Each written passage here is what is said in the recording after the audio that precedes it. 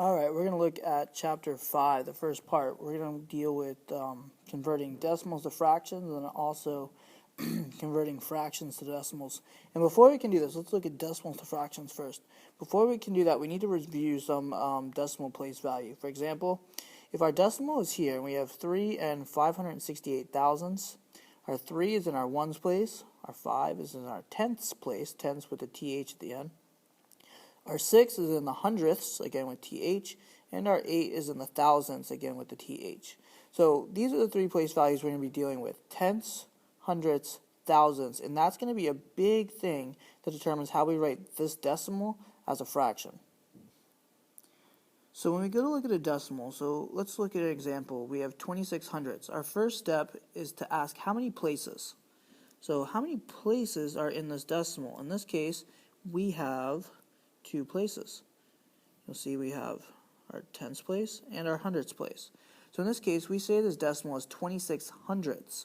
So since it has 2 places, we're going to write this decimal as 26 over 100. So that's our first step. And if you look over here, here's kind of a little cheater. If there's only 1 place after the decimal, tenths place, whatever that decimal is going to go over 10. If there's 2 places, it's going to go over 100. And if there's 3 places going to the thousandths, it's going to go over 1,000. So that'll be how we look at it. So for example here, 26 hundredths, we take 26 over 100 since there was 2 places and 2 places.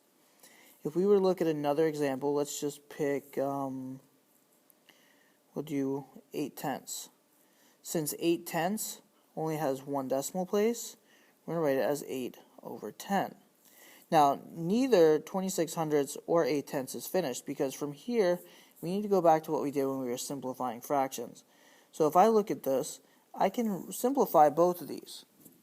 26 over 100. Well, they both end in an even number, so I know I can at least divide by 2. So if I divide by 2 on top and bottom, 26 divided by 2 will we'll take 20 divided by 2 is 10, 6 divided by 2 is 3, so it's going to be 13. 100 divided by 2 is 50. I know 13 is prime, so that's not going to simplify any farther. 8 over 10, again, both are even, so I can divide by 2. 8 divided by 2 will give me 4. 10 divided by 2 will give me 5. So the important thing to remember is after we ask how many places and we write that number over the decimal, and we can make that step 2 here. Step 2, write over 10, 100, 10, 100, or 1,000. That'll be the step over here, and then our third step will be simplify. And that's essentially it. If for some reason you had a whole number in front of one of these, say it was 3 and 26 hundredths, well then we just write it as a mixed number. It would be 3 and 26 over 100, and then when we simplify it, the 3 doesn't simplify, it would just be 3 and 13 over 50. So that doesn't really make that much of a difference. For the most part, we ignore the whole number in the problem. So 3 simple steps. 1, ask yourself how many places there are. So in this case, we had 2 places. We're going to write that over 100. Write over 10, 100, or 1,000, and then we're going to simplify. That's the simple way of converting decimals to fractions. So let's take a few minutes and we will look at converting fractions back to decimals. Now, when looking at fractions and changing them into decimals, we'll use 3/5 as our example. The first thing to think about is thinking of the fraction as a division problem. So 3/5 is really equal to the numerator, which in this case is 3, divided by the denominator, which is 5. And if I were to write it in my standard algorithm, I would write it like this. I would put 3 on the inside, so numerator on the inside, and then denominator on the outside. Now, that's the first part, is just setting it up as a division problem. And that's going to be our first step. So there's our first step. We're going to write the fraction as a division problem. So let's go back to our problem here. So we've written 3/5 as 3 divided by 5 in both our expression and our standard algorithm. And from there, we're just going to simply solve it. Now, I know 5 cannot go into 3 because 5 is larger. So that's where I'm going to add 0.0. And I'm going to see how many times 5 can go into 30. I'm going to remember to put my decimal on top as well. So 5 can go into 30 6 times, which gives me 30. I got 0 left over. So here's my decimal. So 3/5 is equal to 0.6.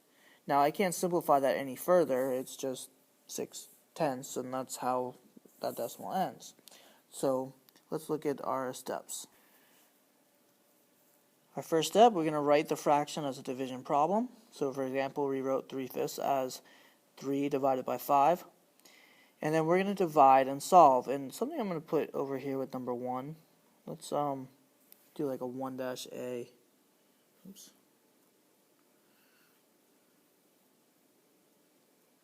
And let's put numerator. Okay, we'll write it down here. 1. We'll put our division symbol, numerator, and our denominator goes on the outside. So that way we remember, and we'll say top, in case we don't remember that either, bottom of our fraction. That's how we set up our division problem. Okay, the numerator is going to go on the inside, denominator on the outside. So the top on the inside, bottom on the outside, and then solve it. Divide and solve, and remember that you're going to, most of the time, add 0.0 to solve that division problem. Let's do one more example as a fraction, but this time let's use a improper fraction where our numerator is larger. So let's do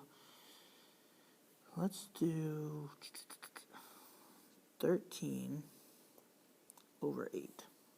Okay, so if we set this up as a division problem, I've got, just like we said before, top divided by the bottom, 13 divided by 8. So when I read it like this, 8 goes here, 13 on the inside.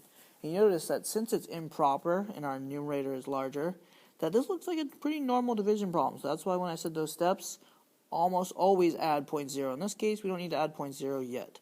So let's look at it. Change my color here and we'll solve.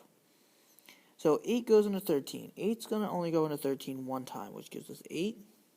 And if I look at it, 13 take away 8 is going to give me 5. So this is where I'm going to add 0.0. I'm going to put my decimal place on top as well and go here. Now in this case, 8 goes into 50 6 times, which is 48. And I have 2 left over. Add another 0. Bring it down. 8 goes into 20. In this case, it's going to go 2 times, which is 16. And I'll have 4 left over. So I had to regroup over here. I bring that down here, and I get 40. 8 goes into 40. 5 times, which gives me 40, and I got 0 left. Sorry, this piece needs to go down here, but I ran out of room.